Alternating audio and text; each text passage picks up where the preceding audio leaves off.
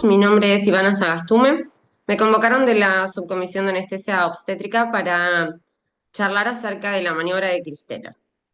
Para aquellos que no la conocen, la maniobra de Christeller es lo que nosotros solemos llamar el apoyito en quirófano. A grandes rasgos, es una presión que se ejerce en el fondo del útero de la mujer gestante para lograr ayudar a la extracción del bebé al momento del nacimiento. Es una maniobra que está prohibida, lo vamos a ver en esta breve charla, y es importante entender que pese a que está prohibida, se sigue haciendo, pero no solamente muchos de nosotros no sabíamos de su existencia como tal en cuanto a nombre dentro de quirófano, sino que también es importante mencionar que no hay registros de que eso suceda adentro de quirófano. Esta es una imagen bastante ilustrativa, muestra a un profesional de la salud ejerciendo una presión clara sobre el abdomen de una paciente en posición de litotomía para el trabajo de parto. Cuando hablamos de la maniobra de Christeller, podemos decir que data desde 1867. En aquel entonces se definía como la aplicación de presión moderada en el fondo del útero durante en la segunda fase del parto, ¿sí? En el periodo expulsivo. La maniobra se describía como un empuje que duraba entre 5 y 8 segundos con pausas breves de 0,5 a 3 segundos que tenían que estar sincronizadas con las contracciones uterinas y se podían realizar con manos, puños o antebrazos. Hoy en día dentro del quirófano podemos ver las tres variantes, ¿no?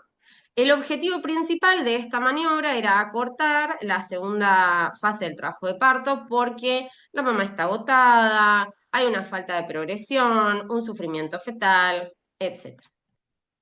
Cuando decimos 1867, estamos diciendo realmente hace mucho, mucho tiempo.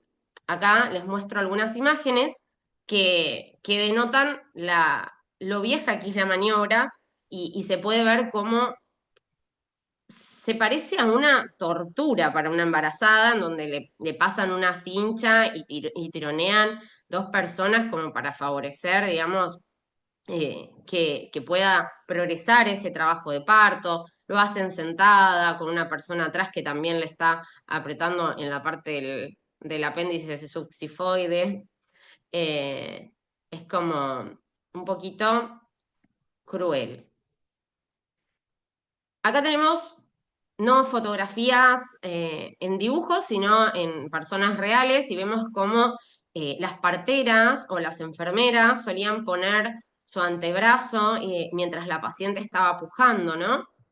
Vemos también la utilización de los puños en pleno trabajo de parto, porque vemos que la paciente ya está posicionada, tiene una fase bastante dolorosa, y vemos cómo esa presión realmente es lo suficientemente grande como para poner tanto incómoda a la mujer como para facilitar, obviamente, que ese bebé vaya atravesando el canal de parto. Cuando nosotros nos encontramos en una sala de partos o mismo en un quirófano donde realizamos cesáreas, siempre vamos a encontrar estas tarimas. Obviamente a veces las usamos porque necesitamos intubar, somos peticitos, o porque la paciente se tiene que subir a la camilla, entra caminando y les sirve de apoyo. Pero también tenemos que ser honestos y muchas veces esa tarima se usa para facilitarle a la partera, o en nuestro caso a nosotros los anestesiólogos, el poder realizar la maniobra con mayor efectividad, podríamos así decir. Ahora, realmente es una maniobra que dijimos que data de hace muchísimo tiempo, pero también sabemos que se sigue haciendo, pese a que no está recomendada por la Organización Mundial de la Salud, como lo vamos a ver dentro de un rato. Y vemos imágenes con sus múltiples variantes de cómo a medida que pasa el tiempo se siguen haciendo en diferentes posiciones, con diferentes partes del cuerpo, desde el lateral, desde la cabecera, infinitas veces se hace la maniobra. En este caso les quería mostrar una serie de videitos para que tengamos en cuenta no solo cómo se realiza, sino con con una objetividad de ver la fuerza en la que se usa y la parte del cuerpo y la actitud de, en este caso, la persona que la va a ejercer. Está en pleno trabajo de parto, se le tira arriba, presiona y en el mismo momento ya le están haciendo la episiotomía. Lo mismo van a pasar con estos tres videos que les voy a mostrar las mismas variantes en cuanto a la técnica en la que se realiza el apoyo. Acá vemos que el apoyito está en concordancia con el pujo de la paciente, se espera que la paciente tome aire y esté en condiciones de pujar.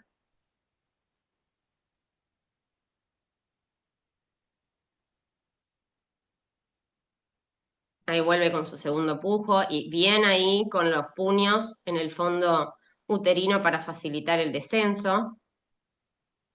En el segundo video lo que podemos ver es la presión sostenida, constante con el antebrazo, se relaja y vuelve.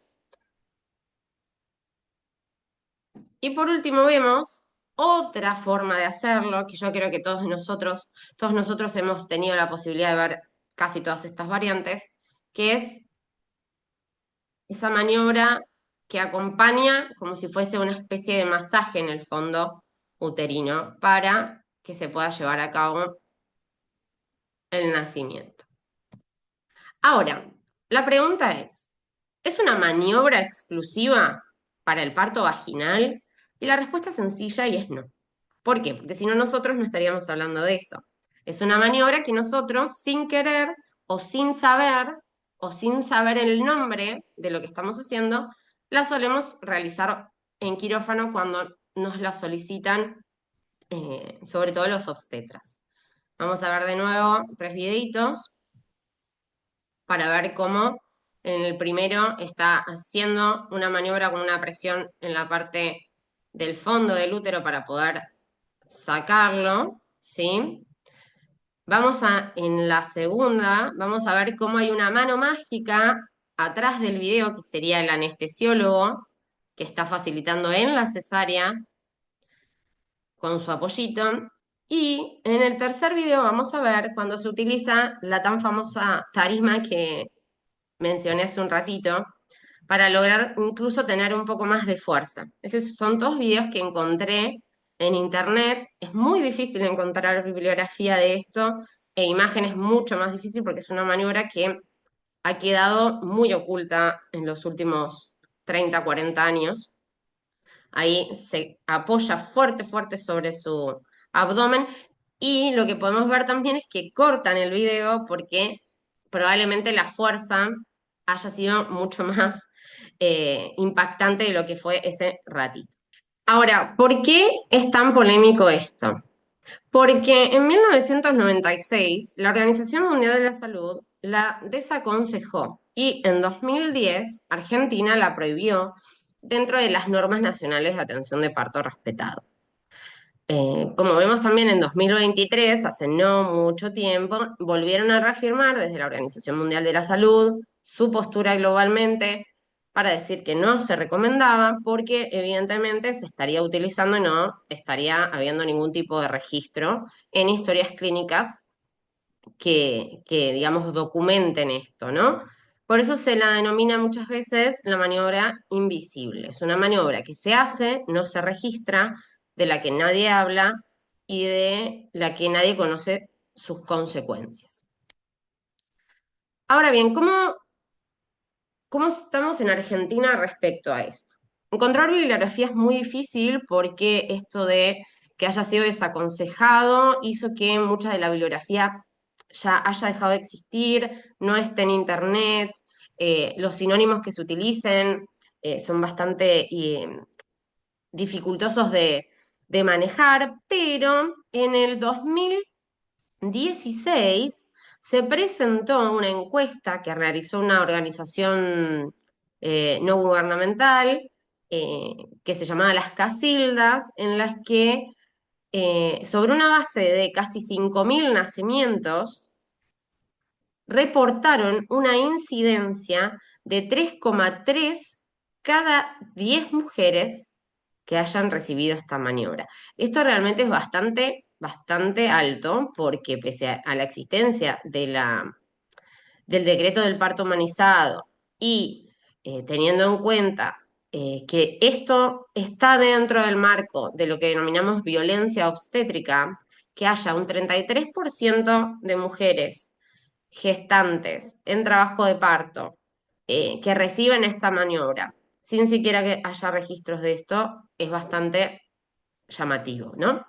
Entonces, bueno, como nosotros no tenemos más que esto para aportar en números y estadísticas en lo que respecta, digamos, a nuestro país, me pareció importante remitirnos y llevar un poco las estadísticas a España, que es algo que tenemos como referencia a nosotros.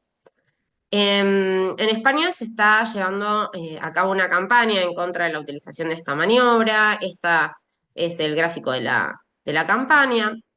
Y básicamente también la información surge de entrevistas. Se hicieron 340 entrevistas en las que la mayor parte de las maniobras no fueron consentidas por las pacientes, experimentaron mucho dolor, han solicitado que pararan y sin embargo en muchas oportunidades no detuvieron la maniobra. Eh, También es importante decir que esta maniobra no es que es 100% mágica y evita todo tipo de intervención, sino que muchas veces incluso aunque se haya realizado, no se obtiene ningún beneficio, se tienen que realizar maniobras invasivas de todas formas y estamos aumentando el riesgo en todo sentido. Asimismo, también sabemos que de una u otra forma, cualquier madre que haya atravesado esta situación eh, tuvo secuelas tanto físicas como psicológicas, sobre todo por esa instancia en la que no se sabe qué le están haciendo, no se le explica a la paciente, no conoce la utilidad de la maniobra y porque suele ser bastante intempestiva. Asimismo, los riesgos obviamente no están limitados exclusivamente a la familia, digamos, a la madre, sino también los bebés han tenido dificultades, sobre todo a nivel de respiración, todo lo que es dificultad respiratoria. Se ha visto parálisis de ERB, que es una parálisis del plexo braquial cuando se genera una compresión, y muchos también han tenido hasta fracturas de clavícula. Ahora bien, como hemos visto anteriormente, la variante de la maniobra depende mucho de quién la realiza, en qué contexto se realiza y demás.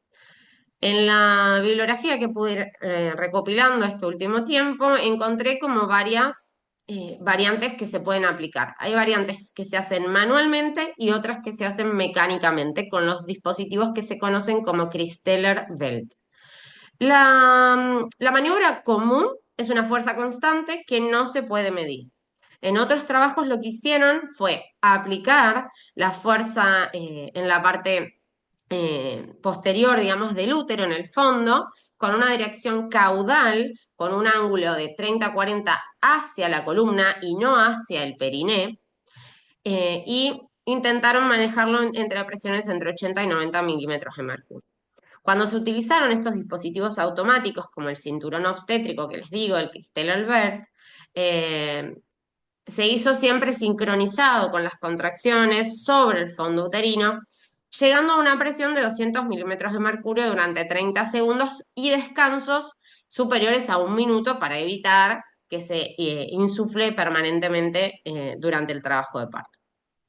Por último, tenemos presión firme con 30-45, pero hacia la pelvis. Entonces, es muy difícil consensuar una maniobra que ya está prohibida como para que todo el mundo haga lo mismo y se pueda estudiar un poco más y en profundidad lo que estaría pasando con esto. Sin embargo, bueno, haciendo unas revisiones pudimos llegar a algunas conclusiones. En lo que respecta al marco médico legal y al registro de la maniobra, como hemos visto antes, la maniobra no se registra. Lo que pasa en quirófano queda en quirófano, lo que pasa en sala de partos queda en sala de partos. La maniobra nunca aparece ni en el parte anestésico ni en el parte obstétrico. ni en el partograma, en ningún lado. ¿Por qué? Y bueno, quizás es por esa presión médico-legal de que sabemos que es una maniobra que no se puede hacer y que se sigue utilizando. Sabemos que el 84% de las instituciones en las que se llevaba a cabo la maniobra de Christeller, el 48% no se documentó en Estados Unidos en la década del 90. También decimos que en Francia la frecuencia de uso de la presión fúndica está mal documentada y que no se registró, y estamos hablando del 2002. Y también podemos decir, por último, que la falta de regulaciones médico-legales respecto al uso de la maniobra es lo que promueve a ese alto porcentaje sin registro.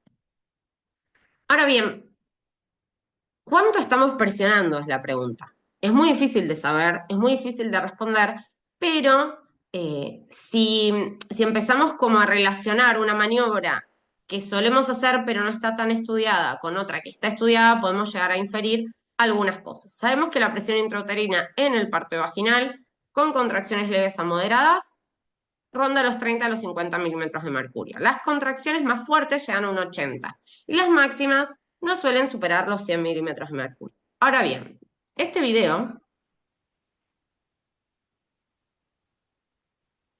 nos permite ver dos cosas. Hay maniobras que son muy rápidas, muy fuertes y que causan dolor, que pueden dificultar el pujo. Si llegaron a escuchar, la madre en un momento se queja y grita y tienen que parar esa maniobra porque ya no se puede actuar en consonancia porque la madre no solo está cansada, sino que ahora le agregamos un dolor extra. Y la verdad que yo no soy mamá, pero creo que no debe ser tan fácil pujar cuando te están presionando la parte de atrás del útero, ¿no? El fondo del útero.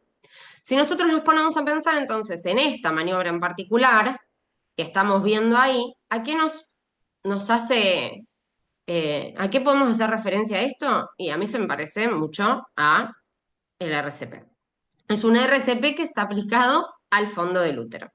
Durante la RCP, la presión intratorácica se sabe que llega a entre 100 y 120 milímetros de mercurio. Ya podemos inferir que por esto estamos alcanzando con la maniobra presiones máximas superiores a lo que se conoce dentro del útero en una contracción habitual y fisiológica. Ahora bien, cuando nosotros nos paramos nuevamente en donde encontramos una maniobra similar que se use para otra cosa que se me viene a la mente es la maniobra de Hemlich, en donde también se ha estudiado que la presión intraabdominal alcanza presiones supramáximas, incluso por arriba de 200 milímetros de mercurio. Entonces, si yo presiono un útero de esta forma, como presiono un tórax cuando una persona está en una parada cardiorrespiratoria, o cuando alguien está totalmente ahogado y está a punto de morir, tenemos que empezar a replantearnos qué es lo que está pasando con nuestra maniobra en una paciente gestante, tanto en trabajo de parto como en el transcurso de su cesárea. Obviamente, no hay reportes que evalúan las presiones, pero todo lo que podemos inferir lo hacemos a través de lo que hemos denominado los dispositivos obstétricos autoinsuflables, que son los Christeller's Belt. Cuando hablamos de eso, ya sabemos que la presión que se ejerce con estos dispositivos es en sincronía con las contracciones, alcanzando 200 milímetros de mercurio por 30 segundos. En los trabajos en los que esto se ha utilizado, la frecuencia de insuflación se limitó a 7 veces y no más de 15 minutos. Ahora, mi pregunta principal es, si el RCP obviamente tiene sus complicaciones, como por ejemplo una fractura esternal, fracturas múltiples de caja torácica, ruptura de aorta, una ruptura ventricular secundaria a una fractura, un estallido de estómago, laceraciones de hígado, hemoperitoneo, embolia grasa por alguna fractura asociada, neumoperitoneo, neumotórax, ruptura ventricular nuevamente, y que la maniobra de Heimlich también tiene complicaciones como ruptura esofágica, embolia de una placa de colesterol, disecciones aórticas, rupturas diafragmáticas, rupturas de hernias hiatales, de nuevo hematomas en el esófago, rupturas diafragmáticas, perforaciones gástricas, mismo disecciones aórticas. Esto tampoco va a estar exento de complicaciones. Y podemos ver en la poca bibliografía que hemos estado leyendo que siempre hay rupturas uterinas, reportadas, fracturas costales, también tenemos casos de lesiones a nivel de vía urinaria, hemoperitoneo, tenemos laceraciones en el piso pélvico, sabemos que más adelante voy a nombrar, pero tiene alta incidencia de desgarros, no solo vaginales, sino también de esfínter anal. Tenemos también avulsiones de esfínteres, tenemos neumomediastino, peritonitis química asociada a la existencia de un blastoma de ovario, un quiste que fue roto durante la maniobra en un parto y la paciente debutó con una peritonitis de esas características. Tenemos prolapsos uterinos, inversiones uterinas. Muchas de estas causas que hemos nombrado recién tienen una alta incidencia de hemorragia.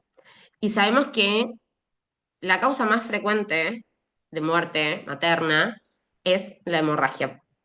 Entonces, tenemos que estar también en conocimiento de que una de las maniobras que estamos realizando, espero no tan habitualmente como uno piensa, ¿no? Pueden promover incluso y aumentar la incidencia de complicaciones de tipo hemorrágicas. Entonces, me parece interesante destacarlo, ¿no? En 2008 hubo un artículo en el que incluso desaconsejaban realizar la maniobra y que si se hacía, solo debería hacerse en pacientes anestesiados. Y la pregunta es ¿por qué? Porque cuando nosotros ejercemos una presión de más de 200 milímetros de mercurio en el abdomen de una paciente que tiene un retraso del vaciamiento gástrico, tiene una disminución de la motilidad intestinal, tiene aumentado el reflujo gastroesofágico, tiene tendencia a náuseas y vómitos, la presión intragástrica está mucho, mucho más aumentada, la altura del diafragma también, y además a todo eso le sumamos una congestión venosa hepática y esplénica, estamos apretando una bomba de tiempo. O sea, realmente tendríamos que empezar a pensar, ¿no? ¿Qué estamos haciendo cuando presionamos con tanta fuerza el estómago de una paciente porque está al lado del útero, el diafragma que está pegadísimo al útero y que lo tiene básicamente a nivel de la cuarta costilla? Entonces, es para reflexionar. En cuanto a las estadísticas, que pude recabar, vamos a ver que Shimada realizó una publicación en que estudiaba en una corte retrospectiva aproximadamente 635 casos de unos 6.000, es decir, el 10%, que recibieron la maniobra de Kristellen en los trabajos de parto. Y este número, en 2012, reflejaba un aumento, ya que reportes de años anteriores habían informado 5,9. Quiere decir que no solo a lo largo del tiempo no dejó de usarse, sino que encima se empezó a usar más o por lo menos no mintieron tanto al momento de las entrevistas, ¿no? Y me parece importante volver a hacer hincapié en cuanto a los resultados neonatales. Se midió Apgar, pH umbilical, ingreso a terapia neonatal, complicaciones maternas, y se vio que las complicaciones maternas por excelencia eran las hemorragias postpartos y los desgarros graves y las laceraciones cervicales. Todo eso aumenta, obviamente, la incidencia de complicaciones. Y hubo también algunos problemas en cuanto a disminución de Apgar, disminución del pH en la arteria umbilical y algunos ingresos a terapia neonatal. Ahora bien, otra cosa que tenemos que tener en cuenta, porque quizás en el parto no lo vemos tanto, es cuáles son las repercusiones hemodinámicas que tiene esta maniobra en una paciente anestesiada. En el caso que encontré particularmente, hablaba de un estudio prospectivo bajo anestesia general.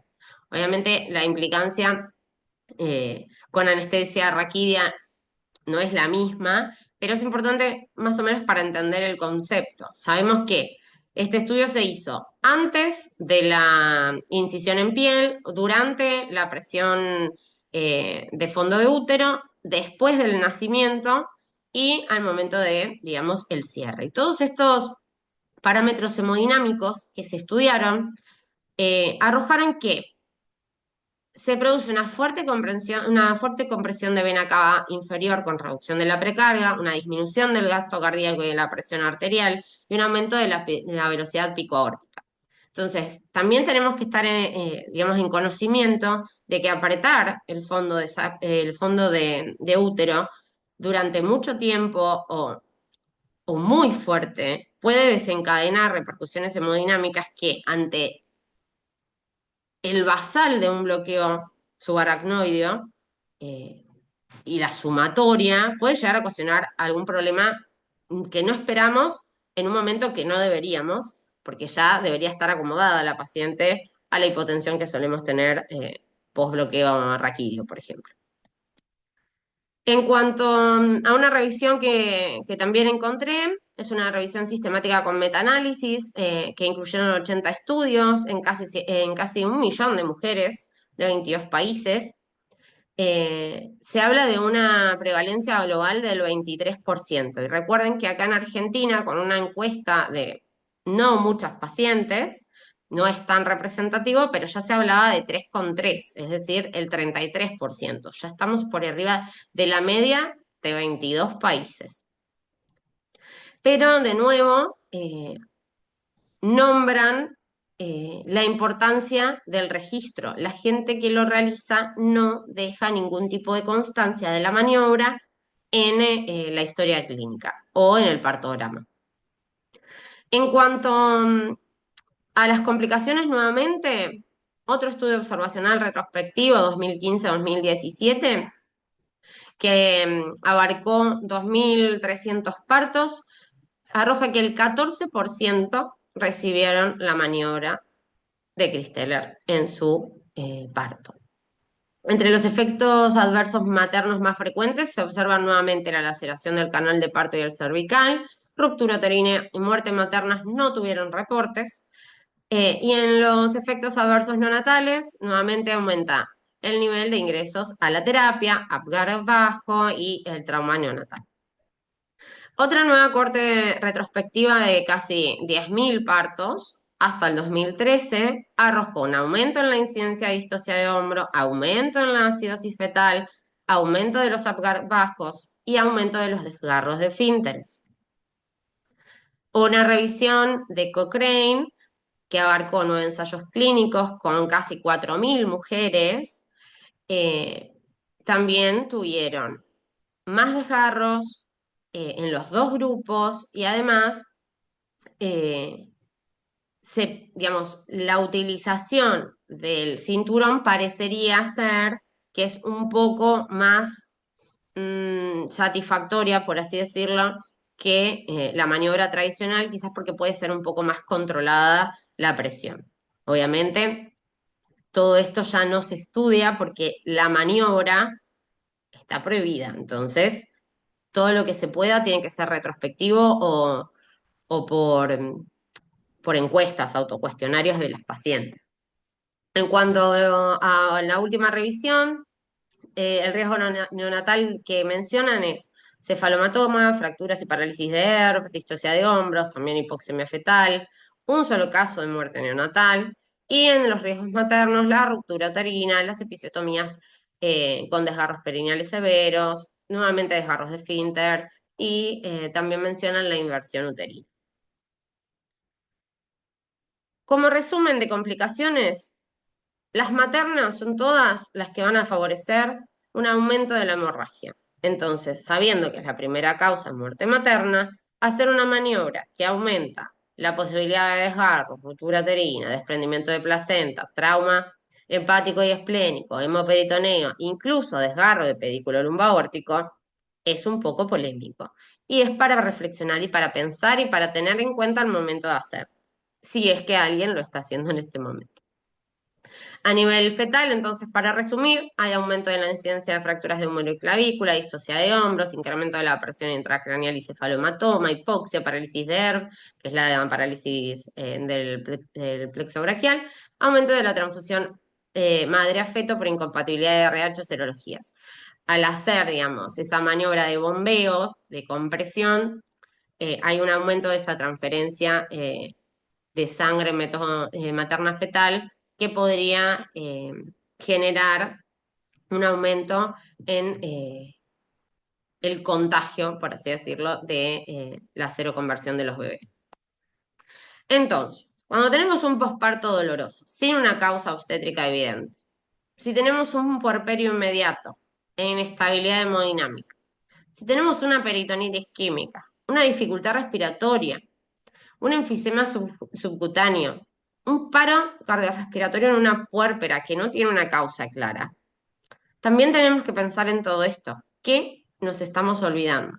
Puede tener un neumotórax por una fractura costal, puede tener un hemoperitoneo porque tuvo una laceración de hígado, puedo tener una fractura esternal, puedo con esa fractura costal haber lesionado algún vaso, puedo haber lesionado el diafragma. Todas esas son preguntas para hacerse al momento de evaluar de forma integral una complicación en una paciente puérpera. En cuanto a las consideraciones bioéticas que puedo mencionar, surgen a raíz de encuestas. Es una encuesta que realizaron en Perú. eh, y bueno, lo que dice básicamente es lo siguiente, que del total de 125 mujeres, más de la mitad recibió la maniobra. E incluso estaba en conocimiento de que otra persona haya recibido la maniobra, o sea, otras mamás. Es decir, se sigue realizando la maniobra de Christeller, pese a estar prohibida y desaconsejada desde 1996. Esto es en el periodo de 2015, es decir, 20 años después de que salió la prohibición. En cuanto a las características en que se realizó la maniobra, vemos que tiene un 45%, un 45 número de casos, es decir, un 76% que se realizó con las palmas. Y el otro 13% con el antebrazo. Por último, se ve el puño y hay gente que ni siquiera recuerda cómo se la hicieron. Es decir, se sigue haciendo con las manos. No se les informa a las pacientes, más de la mitad dijeron que no sabían que les iban a realizar esto, que no dieron su consentimiento, es decir, no están informadas, no autorizan la práctica. Han solicitado que se detengan, algunos se detuvieron, pero otros no. Otros dijeron que han experimentado mucho dolor. Y cuando se indagan las consecuencias emocionales, son varias. Hay gente que te dice, tuve miedo, me hizo bien, me sorprendió, me puse triste, me enojé. Lo cierto es que hay emociones encontradas para una práctica dolorosa que se sigue utilizando y que no está registrada en ninguna parte de la historia clínica. Cuando nosotros la realizamos vemos algo muy similar a la imagen de la izquierda, pero como la sienten las pacientes en ese momento, es muy similar a la imagen de la derecha. Entonces tenemos que tratar de ponernos un poco en el cuerpo de esa mujer que está recibiendo esa maniobra, tratar de explicarle en caso de que la hagamos, eh, tratar de explicárselo y también conocer que no deberíamos hacerlo eh, y tener en cuenta las consecuencias que podemos tener mediante la aplicación de esa maniobra. Para terminar, vemos acá una serie de títulos que muestran cómo muchas mujeres han denunciado, han tenido problemas con las maniobras e incluso como vemos acá, una argentina llegó a la ONU y pidió una reparación económica porque durante su trabajo de parto fue, digamos, víctima de esa maniobra de Christeller que la paciente sabía que no debía haberse hecho porque era una maniobra que estaba prohibida. Lo mismo pasa con las pacientes que denuncian la violencia obstétrica, la discapacidad secundaria a los nacimientos eh, producto de maniobras de Christeller, la falta de consentimiento, las complicaciones con las parálisis. Es un problema, acá dice que se generan discapacidades que están pagando todos desde la sociedad. Hay condenas, incluso cuando se demuestra eh, la, la práctica y que eso causó, obviamente, la lesión. Hay muchos, muchos, muchos casos eh, y es importante siempre repensarlo y saber lo que estamos haciendo para también conocer las consecuencias de lo que hacemos, tanto para el paciente como para nosotros y nuestra matrícula. La Organización Mundial de la Salud entonces dice que las experiencias traumáticas de los pacientes y los familiares y la probabilidad de complicaciones severas son razones suficientes para discontinuar el uso de la maniobra de Cristel. Es momento de nuevo para reflexionar y ponernos a pensar qué es lo que hacemos, cómo lo hacemos, cuándo lo hacemos, por qué lo hacemos y a quién se lo hacemos. Informar a los pacientes y tratar de consensuar muchas veces eh, mejora mucho la relación con ellos y nos evita un dolor de cabeza, ¿no? Así que bueno, espero que la charla les haya servido y que bueno, que haya aclarado un par de dudas y puedan estar más atentos cuando nos toca a nosotros decidir si hacemos el apoyito o no a las pacientes que tenemos en quirófano. Muchas gracias a todos. Nos vemos la próxima.